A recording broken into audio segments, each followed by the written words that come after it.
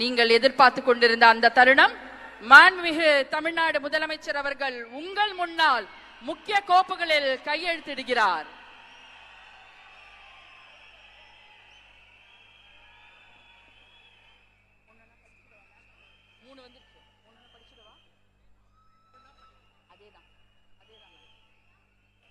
மாண்புமிகு தமிழ்நாடு முதலமைச்சர் அவர்கள் 2 மாதங்களுக்கு 500 யூனிட் வரை பயன்படுத்தும் வீட்டு மின் நுகர்வோர்களுக்கு 2 மாதங்களுக்கு 200 யூனிட்கள் கட்டணமில்லா மின்சாரம் வழங்கும் ஆணையிட்டுள்ளார். மாண்புமிகு தமிழ்நாடு முதலமைச்சர் அவர்கள் பெண்களின் பாதுகாப்பினை மேம்படுத்தும் பொருட்டு தடுப்பு மற்றும் பாதுகாப்பு யுத்திகளை முதன்மை மற்றும் ஒற்றை இலக்கை கொண்டு செயல்பட சிங்கப்பெண் சிறப்பு அதிரடி படையை உருவாக்குவதற்கு ஆணையிட்டுள்ளார்.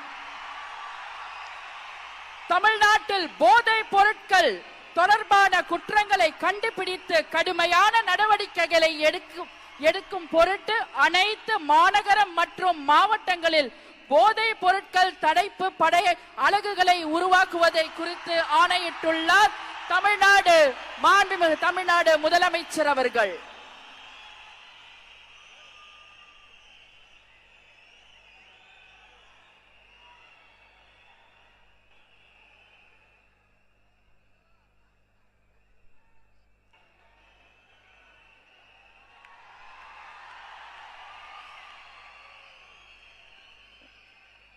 We welcome the Honorable Chief Minister of Tamil Nadu to address the gathering. மாண்புமிகு தமிழ்நாடு முதலமைச்சர் அவர்கள் உங்கள் முன்னால் உரையாற்றுவார்.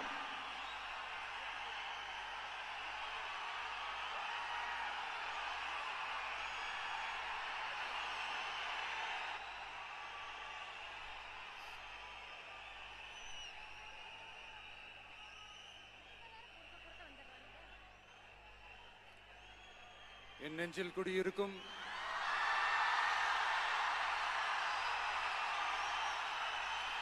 உங்கள் அனைவருக்கும் என்னுடைய வணக்கம். வணக்கம் வணக்கம்.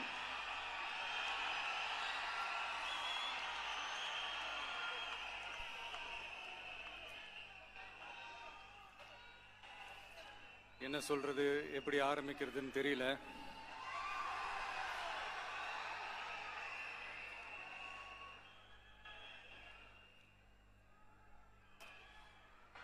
சினிமாவில் எப்படியாவது கஷ்டப்பட்டு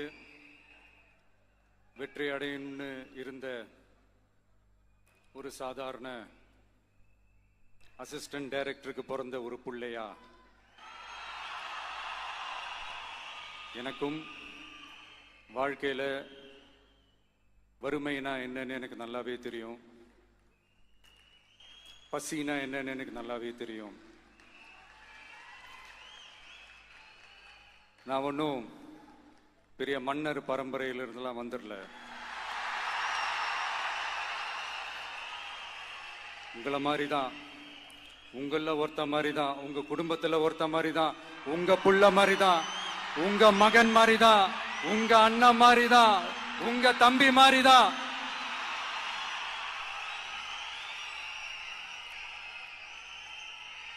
அப்படிதான் நான் உணர்றேன். நீங்களும் என்ன அப்படி நினைச்சதுனால தான் சினிமாவில் எனக்கு ஒரு மிகப்பெரிய ஒரு இடத்த ஒன்று கொடுத்தீங்க. அதையெல்லாம் விட்டுட்டு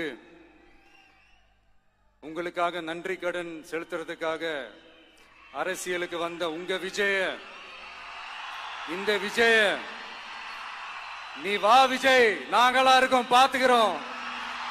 விஜய் தம்பி நீ வா, நாங்க இருக்கோம். விஜி தம்பி நீ வா, நாங்க இருக்கோம். அண்ணா நீ வாடா, நாங்களா இருக்கோம். நண்பா நீ வா நண்பா, நாங்களா இருக்கோம் சொல்லி